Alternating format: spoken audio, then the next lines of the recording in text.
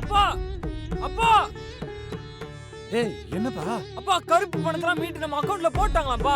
ஏய் அப்படியாப்பா? அப்பா எனக்கு என் ஃப்ரெண்ட்ஸ் எல்லாருக்கும் வேலை கிடைச்சிருச்சுப்பா. ஏய் என்னப்பா சொல்ற, நிஜமாவா? அப்பா டேய் எந்தடா? நீ பாக்குறது கேக்குறது நினைக்கிறது எல்லாமே கனவுதான்டா. கனவா? கனவுதான்டா. இப்படி கட்டுக்கதைகளை இனியும் நீங்கள் நம்ப போகிறீர்களா? இந்தியாவை காக்க ஸ்டாலின் அழைக்கிறேன். ஜீவா டுடே பார்வையாளர்களுக்கு வணக்கம். இன்றைய நேர்காணலில் முன்னாள் குடியரசுத் தலைவர் விஞ்ஞானி அப்துல் கலாமுடன் உதவியாளராக இருந்தவர் அரசியல் சமூக பகுப்பாய்வாளர் பொன்ராஜ் அவர்கள். சார் வணக்கம். இப்போ பிரச்சாரத்தின் போது பாரதிய ஜனதாவினுடைய மாநில தலைவர் அவர் சில விஷயங்களை சொல்லியிருக்கிறாங்க. 1980களிலிருந்தே இந்த தமிழ்நாட்டில் இந்தி எதிர்ப்பு, சமஸ்கிருத எதிர்ப்பு, வடக்கு தெற்கு பிரச்சனை, வடக்கு வாழுது தெற்கு வீழுது, நிதி கொடுக்கல, இந்த மாதிரி பழைய பிஞ்சு போன செருப்பையெல்லாம் பேசிக்கிட்டே இருக்கிறாங்க அப்படின்னு இந்தி எதிர்ப்பு போராட்ட உணர்வை கொச்சைப்படுத்தும் விதமாக பேசிட்டாரு அப்படிங்கிறது இப்போ விமர்சனமாயிருக்கு. ஏன்னா தமிழ்நாட்டை பொறுத்தவரை இந்தி எதிர்ப்புங்கிறது ஒரு பிரதான அரசியல். இப்போது வரையும் அதை மேற்கொண்டுக்கிட்டு இருக்கிறாங்க. எல்லா அரசியல் கட்சியிலும் இந்திய எதிர்ப்பு பேசுவாங்க தமிழ்நாட்டில். திமுக, அதிமுக, மதிமுக, பாமக, விசிகான்னு எல்லா கட்சியிலும் பேசுவாங்க. இடதுசாரிகள் கூட பேசுவாங்க. இந்த நிலையில் பாரதிய ஜனதா இந்தி எதிர்ப்பு பேசக்கூடாது என்று சொன்னதோடு மட்டுமில்லாமல் இந்தி எதிர்ப்பு பேசுபவர்கள் தென்னிந்திய நல உரிமையை பேசுபவர்களை பிஞ்சு போன செருப்புங்கிற மாதிரியான அடிப்படையில் அவர் பேசியிருப்பதை நம்ம எப்படி புரிந்து கொள்வது? அவருடைய அரசியல் புரிதலை எப்படி நம்ம பார்க்கறது? அதாவதுங்க, சட்டியில இருக்கதான் அகப்பையில வரும். உள்ள சாக்கடை இருந்துச்சு அப்படின்னா சாக்கடை தான் வாயில வரும். அப்ப நீங்க உங்களுக்கு ஒரு ஒரு இந்திய எதிர்ப்பு போராட்டம் தமிழர்கள் உணர்வுகளோடு சம்பந்தப்பட்ட ஒரு விஷயம். இது நேரு காலத்திலேயே தமிழகத்தினுடைய அண்ணா தலைமையில் போராடி பெற்ற ஒரு வாக்குறுதி. இந்தியை திணிக்க மாட்டோம் என்று சொன்ன வாக்குறுதி. அப்ப இது ஒரு 5 தசாப்தங்கள், அதாவது 50 ஆண்டு காலத்துல, 50க்கு மேற்பட்ட ஆண்டு காலத்துல இது தமிழர்கள் உணர்வுகளோடு பின்னப்பட்டு இதற்காக உயிர் நீத்த இந்திய தியாகிகள், இந்திய எதிர்ப்பு போராட்டத்தில் தியாகிகள் எத்தனை பேர் இருக்காங்க. இவர்கள் எல்லாம் கொச்சைப்படுத்தும் விதமாக அண்ணாமலை அவர்கள் பிஞ்ச செருப்பு என்று பேசும் பொழுது நான் ஒரு சின்ன கேள்வி கேட்கிறேன்.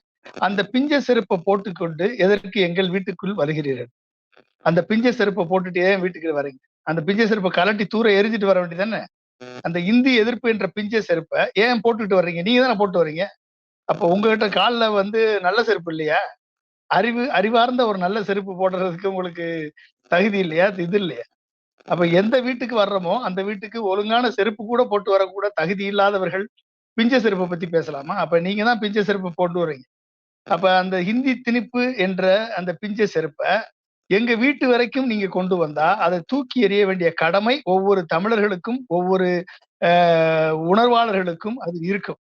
அப்ப இப்படி தமிழர்களது உணர்வுகளை, தமிழர்களது லட்சியங்களை, தமிழர்களது வாழ்வாதாரத்தை, தமிழர்களது எண்ணங்களை கொச்சைப்படுத்துவதே இந்த அண்ணாமலைக்கு வேலையாக போய்விட்டது. ஒண்ணு பொய் சொல்வது, இல்லை என்று சொன்னால் வாயில்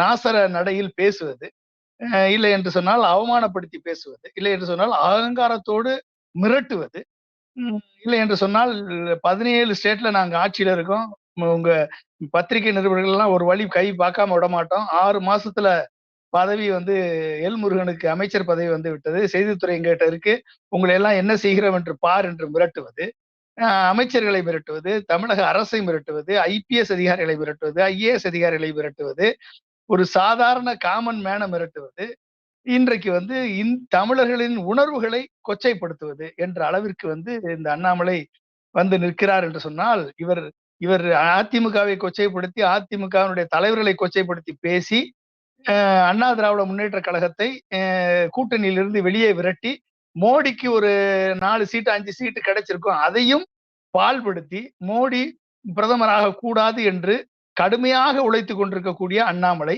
இன்றைக்கு எந்த அளவிற்கு அவர் ஏன்னா அவருக்கு 24 முக்கியம் கிடையாது, 2024 முக்கியம் இல்லை அவருக்கு.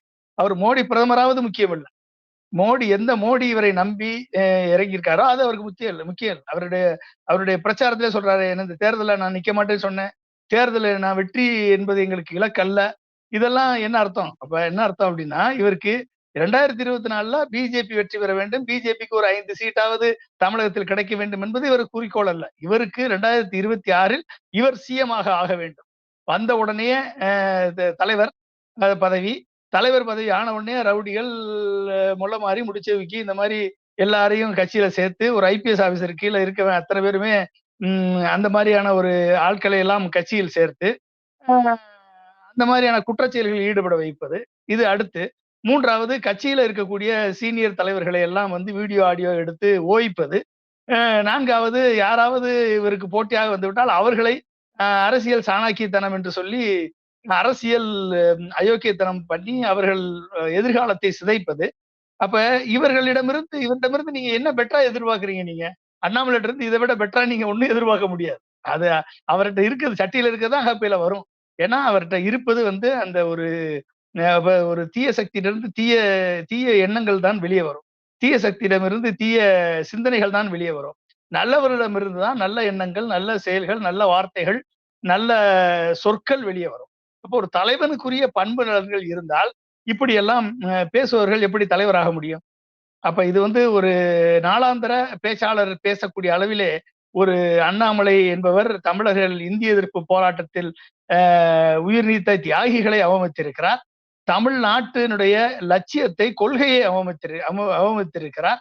அப்ப பிஞ்ச செருப்பை போட்டுக்கொண்டு வருபவர் இவர்தான். எனவே அந்த பிஞ்ச செருப்பை வீட்டுக்குள் அனுமதிப்பதற்கு எந்த தமிழனும் ஏற்றுக்கொள்ள மாட்டான். பிஞ்ச செருப்பை போட்டுக்கொண்டு வீட்டுக்குள் நீ வந்தால் நீ விரட்டி எடுக்கப்படுவாய் என்பதுதான் நிச்சயம். நீங்கள் இப்போ இது அண்ணாமலை இப்படி சொல்லியிருக்காரு அப்படிங்கிறது ஓகே, ரொம்ப ஒரு கொச்சை நடையில் ஒரு தலைவர் இப்படி பேசலாமா? ஒரு ஒரு ஒரு ஐபிஎஸ் படித்தவர் இப்படி பேசலாமா? ஒரு பொது மேடையில் பேசுபவர் இப்படி பேசலாமான்னு இவ்வளவு அவருக்கான இலக்கணங்களை நீங்கள் சொல்லித்தரீங்க. ஐயா நீங்கள் ஒரு ஐபிஎஸ் படித்தவர், ஐயா நீங்கள் ஒரு தேசிய கட்சியின் மாநில தலைவர், ஐயா நீங்கள் ஒரு பொது மேடையில் இருக்கக்கூடிய வேட்பாளர், இப்படி எந்த வகையில் பார்த்தாலும் இந்த மாதிரியான வார்த்தைகளை பேசக்கூடாதே நீங்கிற அளவுக்கு நீங்கள் சொல்கிறீங்க. நமது நிதியமைச்சர் நிர்மலா சீதாராமனே என்ன எதுக்கெடுத்தாலும் இந்த நிதி நிவாரணம்னு பிச்சை எடுக்கிறீங்க. 500 ரூபா கொடுங்க, 1000 ரூபா கொடுங்க, வீடு உடஞ்சிருச்சு, வெள்ளத்தில் இது போயிருச்சு அப்படின்னு துயர்படும் தமிழர்களுக்கு நிதி கொடுப்பதையும் அவர்கள் ஒரு யாசகம் பெறுகின்ற ஒரு தானே பார்க்குறாங்க. நீங்கள் அண்ணாமலை இப்படி பேசிட்டார் ஓகேங்க, அவங்க இவங்களோட ஏஜ்டு, அவங்களுக்கு இவங்களுக்கு அம்மா வயசு இருக்கும், அவங்களுக்குலாம் எப்படியும் எனக்கு தெரிஞ்ச ஒரு 60 வயசு 65 வயசு இருக்குன்னு நினைக்கிறேன். ஒரு ஏஜ்டானவங்க, ஒரு லேடி, தமிழ்நாட்டை சேர்ந்தவர் என்று வேறு அவ்வப்போது சொல்லிக் கொள்கிறார். அவர் தமிழ்நாட்டை பற்றி பேசும்போது பிச்சைக்காரங்கிற மாதிரியும் எதுக்கு எடுத்தாலும் இந்த பிச்சை கேட்டுக்கிட்டு இருப்பாங்க, மானியம் கேட்டுக்கிட்டு இருப்பாங்க, பிச்சை காசு இப்படிங்கிற மாதிரியான டோனில் நிர்மலா சீதாராமனும் பேசுகிறாரு, அவ்வப்போது குஷ்புவும் பேசுகிறாங்க. இப்போ தமிழ்நாட்டினுடைய அடையாளங்களை பிஞ்ச செருப்புன்னு அண்ணாமலை பேசுகிறாங்க. இந்த செயினை எப்படி சார் நம்ம புரிஞ்சுக்கிறது? அதாவது சார், இந்த சரஸ்வதி சௌதன்னு ஒரு படம் நீங்க பார்த்துருப்பீங்க, சிவாஜி நேஷன், சிவாஜி படம். ஆமாம் ஆமா. அதுல கேஆர் விஜயா பிச்சைக்காரி. அந்த பிச்சைக்காரி பிச்சை எடுத்துக்கிட்டு இருப்பாங்க. அப்போ ஒரு யானை மாலையை போட்டு அதை அரசியாக்கிரும். அப்ப பிச்சைக்காரி அரசியான பிறகு தான் என்ன தொழில் செய்தோமோ அதுதான் ஞாபகத்துக்கு வரும்.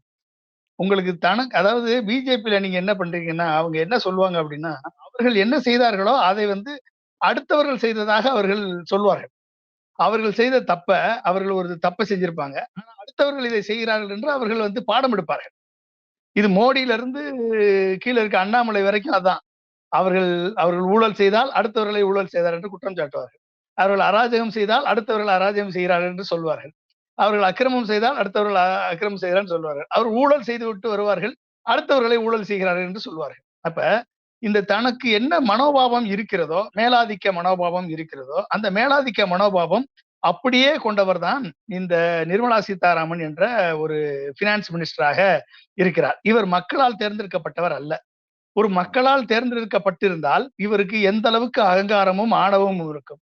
இந்த ஒரு வார்டு கவுன்சிலர் ஆகக்கூட வழி இல்லாத ஒரு அண்ணாமலை இன்றைக்கு எந்த அளவுக்கு ஆணவமாக, அகங்காரமாக, அதிகாரமாக பேசினால் மக்கள் விரும்புவார்கள் என்று நினைத்து கொண்டு ஒரு அரசியலிலே ஒரு தன்மை இல்லாமல், ஒரு அகங்காரமாக, ஆணவமாக அடுத்தவர்களை எல்லாம் எடுத்தெறிந்து தூக்கி எறிந்து பேசக்கூடிய பண்பு நலன்களை கொண்டிருக்கிறார் என்று சொன்னால், இவர் இன்றைக்கு இந்த சரஸ்வதி சபதத்துல பிச்சைக்காரியை அரசியாக்குனது போல எந்த விதமான பதவியிலும் இல்லாத, எந்த விதமான தேர்தலிலும் போட்டியிடாத ஒரு நிர்மலா சீதாராமனை ஒரு டிஃபென்ஸ் மினிஸ்டர் ஆக்கி, பினான்ஸ் மினிஸ்டர் ஆக்கி, இந்தியாவினுடைய பொருளாதாரத்தை சீரழித்த இந்த நிர்மலா சீதாராமனுக்கு அடுத்தவர்களை பார்த்தால் பிச்சை எடுப்பது போல் தான் தெரியும். இது உரிமை. அதாவது இந்த அம்மா பிச்சை போடுவதற்கு இந்த அம்மாவுக்கு என்ன ஒரு தகுதி இருக்கிறது? இல்ல இந்த அம்மா சம்பாரிச்ச சொத்தா? இல்ல இந்த அம்மாவுடைய சொந்த உழைப்பில் வந்த சொத்த இந்த அம்மா பிச்சை போடுதா? என்ன இது? அதாவது இது மேலாதிக்க மனப்பான்மை தான் இது காட்டுதே ஒழிய, இது ஒரு பக்குவப்பட்ட ஒரு ஃபினான்ஸ் மினிஸ்டருக்குரிய ஒரு பண்பு நலன்களை இது காட்டுவதாக தெரியவில்லை. அப்ப நீங்க இந்த அளவிற்கு நீங்கள் மக்களை வந்து பிச்சை எடுக்கிறார்கள் என்று சொன்னால், அப்படிதான் ஒரு நடிகை கூட பிச்சை ரூ. 1000 பிச்சை எடுக்கிறாங்க என்று சொல்லிவிட்டு, இன்றைக்கு அது ஒட்டுமொத்தமாக வாங்கி கட்டி கொட்ட சம்பவம்லாம் நம்மளுக்கு தெரியும். அப்ப இவர்கள் தான் என்ன தொழில் செய்கிறார்களோ, அதை வந்து அடுத்தவர்கள் செய்கிறார்கள் என்று சொல்லுவது இவர்களுடைய உள் மனப்பாங்கு. அதாவது திரும்பவும் சொல்றேன், சட்டிக்குள்ள இருக்கதான் அகப்பையில வரும், வேற வராது.